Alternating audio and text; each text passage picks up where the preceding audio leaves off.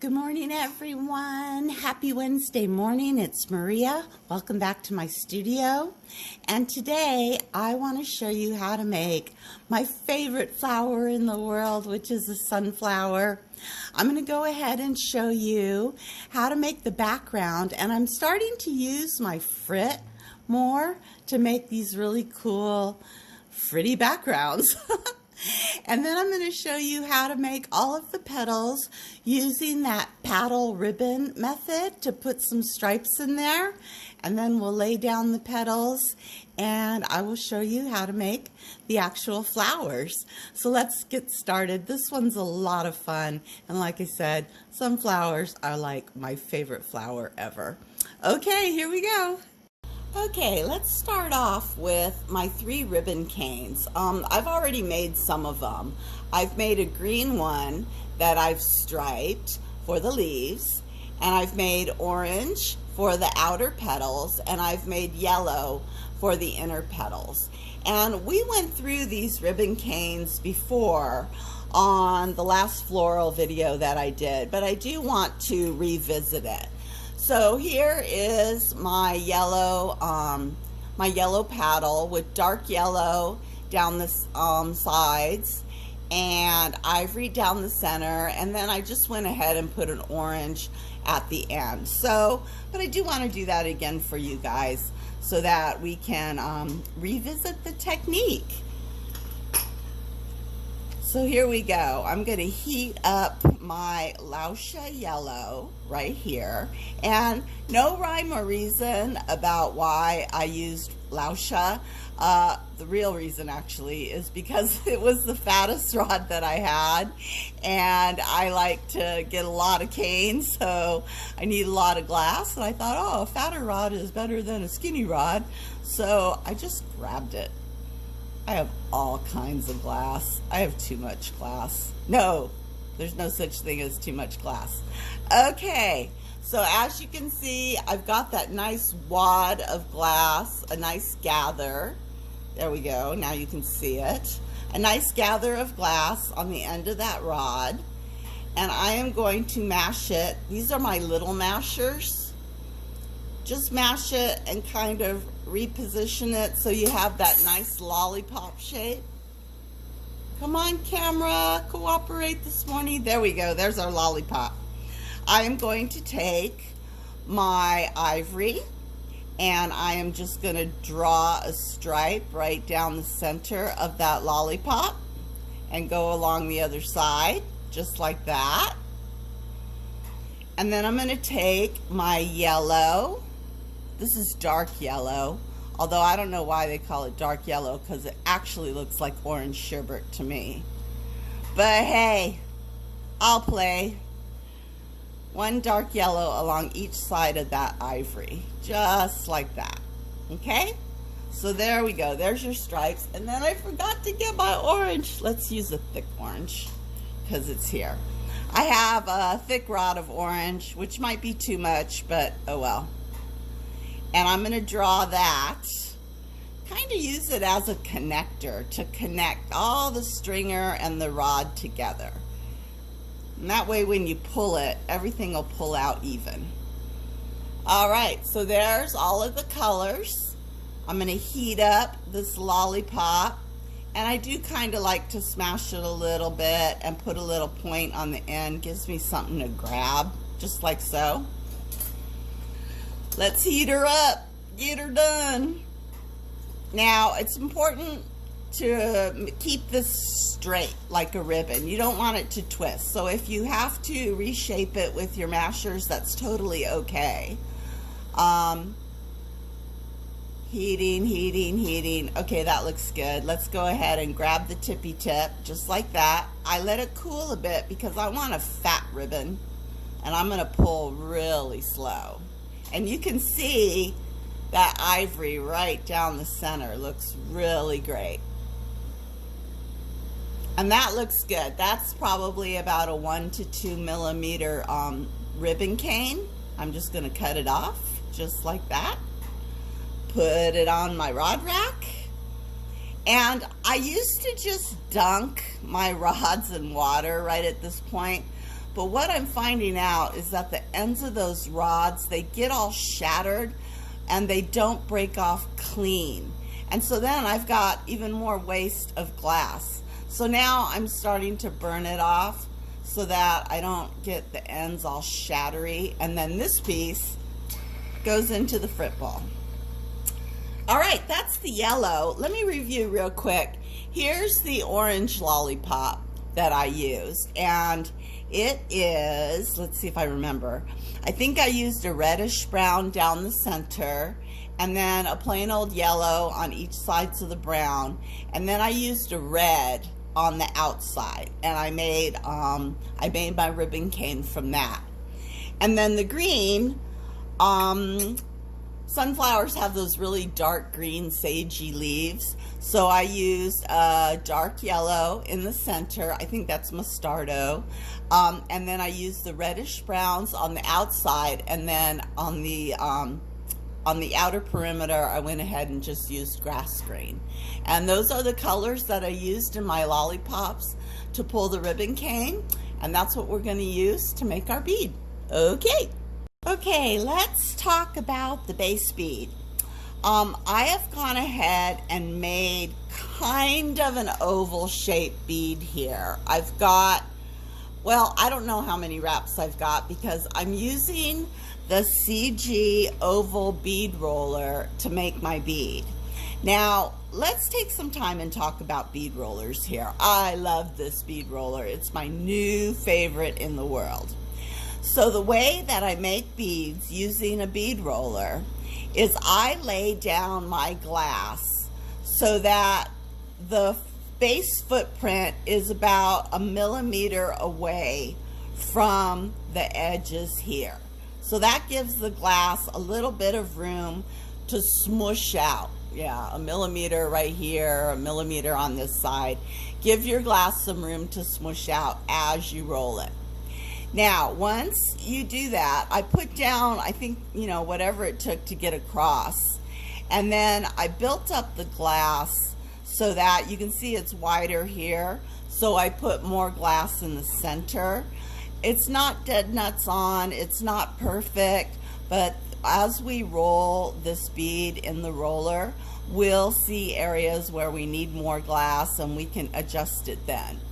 So I've never been able to hold a roller in my hand and roll my bead. I always have to put it down, so I'm going to put it down right here. Well, let's try it. Why am I such a wimp?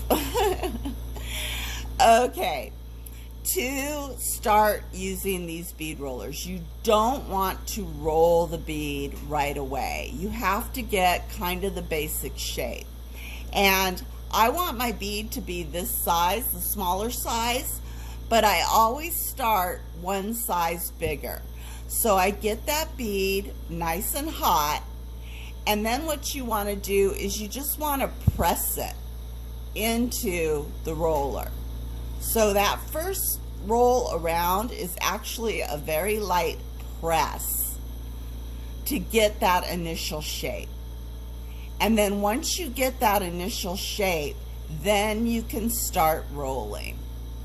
But I start out pressing first to get that glass into areas that I want. I can already see I need more glass on that right side. We'll work on the left side first. So I go in first and I press, roll, press, roll. Don't press really hard, you guys. You're going to be using a lot of gravity here. It's a lot of coaxing. It's like being very gentle, because if you press too hard, you run the risk of breaking the bead release on the mold. And breaking the bead release is such a mess because your bead release goes into your molten glass, and then you got to pick it out or cover it up or what have you. And so I really avoid trying to press too hard, and I avoid trying to break that bead release. Okay, I'm just adding more glass here to the right side, and it's not unusual for me. I'll go and work, first I'll work the entire bead. That first press is the entire bead, but then I will move to one side and work one side. So I light up one side of the bead just like that, put it in my roller, roll it, shape it, and then I'll go and attack the other side. So I'll do these side to side, you know, whichever side. Sometimes one side needs more work than the other. Like this right side, I didn't have enough glass, and blah, blah, excuses, excuses. But we're gonna fix it now. So press, roll, press, roll, press, roll. There we go. It's starting to come along. And if you see the edge isn't totally even, just go ahead. You can use the side of the roller to tap it out, even it up. And this just takes some time, you guys. Just takes some time to coax the glass into where you want it to go. And by giving yourself that millimeter on each side, you have some room there to move the glass back and forth like that, and to really shape it the way you want it. Oh my God, I think I did it. I did it holding my marver. I can't believe it. I'm not a holder. I'm gonna set it down and roller. I don't think it's gonna fit in that top one. We might be using the middle one. Yeah, that one's too small. I feel more comfortable this one. Okay, that looks good. I like it. I'm gonna put my marver away. And now I have started using my frit. And this is the baby frit, the really fine frit that came out of our sieve on the frit video.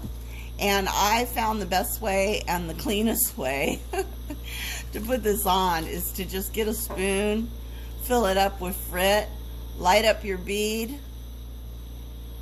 and go ahead and sprinkle it over your bead. And some of it'll stick, some of it won't, but we're gonna go a couple of times. Light this up and get that frit. I want this frit to be melted down, and we will eventually be mashing this bead, so not to worry if it's not all perfect right now. All right, I think another spoonful of frit would be cool. The bead I showed you, my sample bead, I didn't have that much frit on it, and I was thinking, I wanted some more frit. And you can go back and forth, just like that. Okay. Ooh, I think that looks cool. Oh, there's some blank spots right there. Pretty frit, frit, frit. Okay, I like it. That's good. Let's light her up. Now, one thing that I want to let you guys know about these bead rollers. When you purchase these rollers, you're getting three beads, right? And that's cool. 3 beads is good. But if you take the time to mash that shape, you actually get 3 more beads. So when you're purchasing a bead roller, think about how that shape is going to look when it's mashed.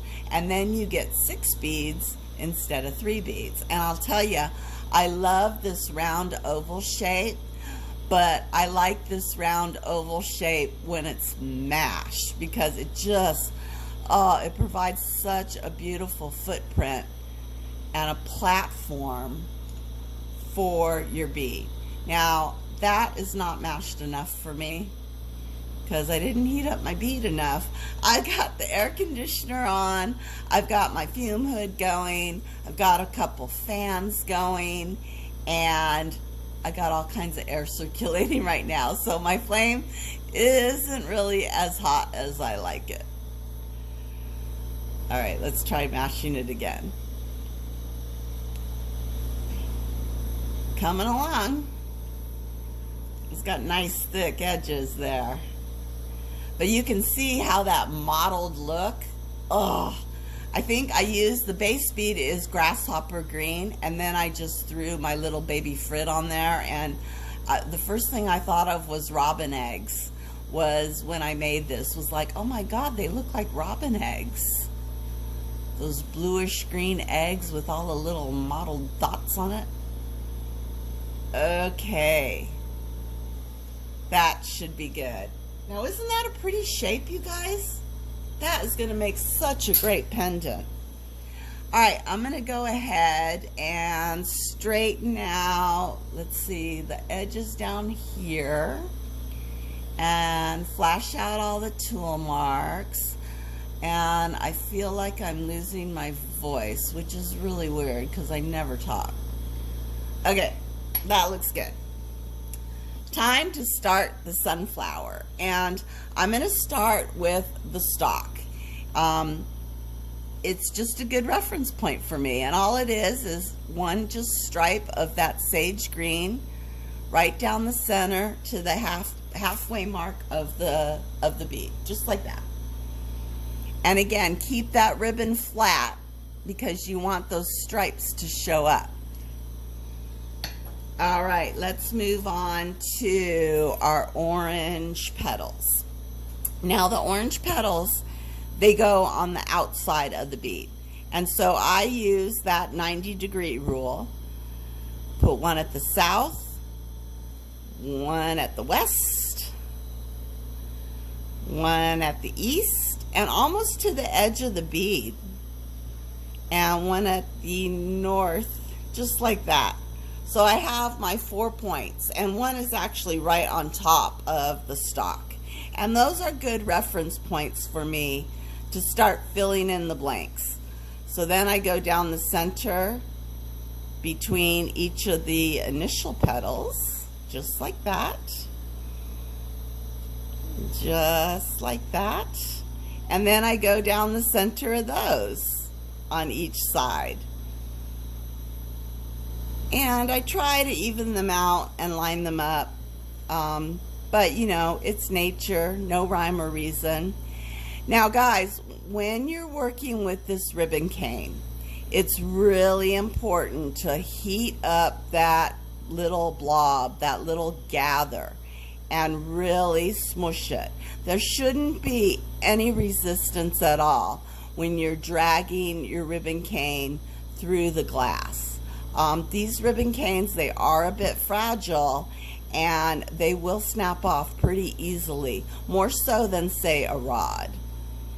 So I am just going in right now and filling in areas that I think need a little love, like maybe right there. I really want a lot of petals, and I'm just filling in places where I see spaces. If an orange goes on top of an orange, that's perfectly fine, because I think that's what happens. Okay, I got the orange down. I'm going to go ahead and smush down all the little tippy ends. And if you want, if you see ends that you don't think are sharp enough, take your X-Acto knife and just cut in some shapes there. Maybe sometimes areas get a little hotter than usual, and then that stuff starts to run together. So you can always use your X-Acto knife, especially at the tippy ends that I just smashed. Sometimes they smash too flat. It's just part of, you know, part of the design. All right, now I've got my yellow cane, and I'm going to go on the inside of all that orange cane. So, and with the yellow, I just start laying it down. And I try to get it inside to the point where it doesn't cover up the orange. And again, I'm really getting that yellow hot so that there's no resistance when I push down, drag, pull up. Because I've broken a lot of ribbon cane doing this, and I've learned that you got to get it really hot and soupy so you don't break your ribbon cane. There we go, going down. Go, oops, see, got too excited. All right, now we got some yellow. Let's see, do I need to clean up any areas here? Maybe this one was a little short. Maybe that one was a little short. Okay, let me get my X-Acto out and do some sculpting of the petals here. Push them down, sculpt them out. Great. We're doing great, guys. All right. I have a dark brown skinny stringer. I'm going to go ahead and put one dot right in the center. And then I'm just going to put dots all around that center dot.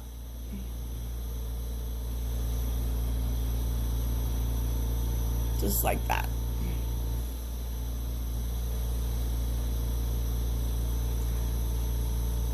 Okay, so now I got the seeds in, and with the seeds I'll get my X-Acto knife out and just kind of poke them, push them down, cut them up, make them really seedy and stickly outy. I don't know what words to say it. All right, and the final step here is to put on the leaves. And that is just our green stringer. Drag it out. It's kind of a big leaf, so I get a nice big glob. And then one on the other side. Drag it out. And then I get my little dental tool and press down the nubby ends. And there you go, you guys. That is the sunflower. Now, if you want, on the back, let me just go ahead and do it. Why not? On the back, I put down the leaves first, because I want the flowers to like stick out from the leaves. And I found like I do it from the center. Just got 3 leaves on that side, and 3 leaves, 2 leaves on this side. And then we can put, I wanted to put 2 sunflowers on the back. So then I decided to do an orange and a yellow. And you know what? Here we go. Here's the orange. Do I have more orange? I might not have another orange, so I'm just going to use the thick stringer. Ah! See, this is what happens when you don't plan. I wasn't planning on doing the back, and I didn't have enough orange stringer ready. So I'm just going to use this plain orange. And let's make a smaller flower. North, south, east, and west to start out. There we go. It's going down easy. These rod stringers go down so much easier than the ribbon cane.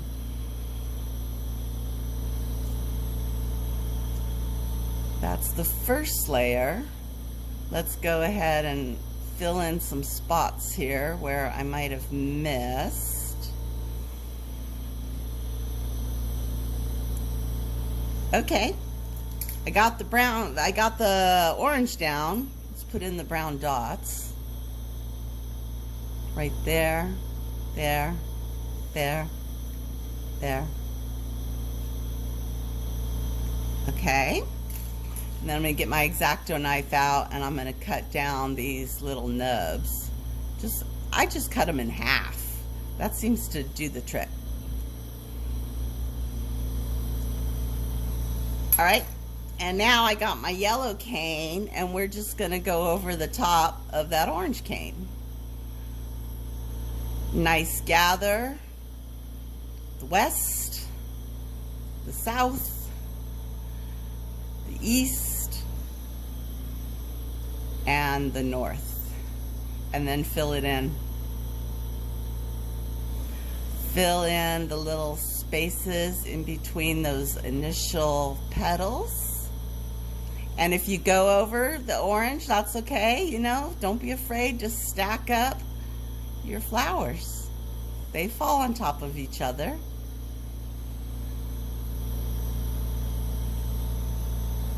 I got some running together a bit, but that's all right, because we're going to get our X-Acto knife out and just kind of sculpt in some detail.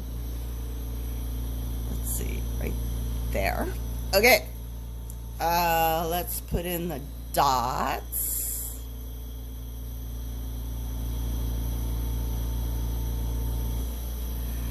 Dots all around into the center.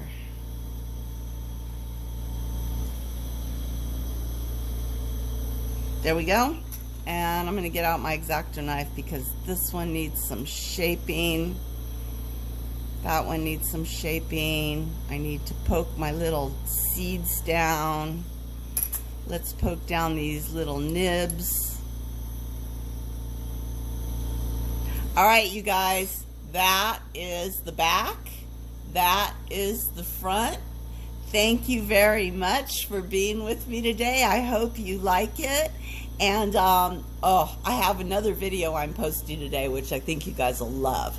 So stay tuned for that as well. See ya.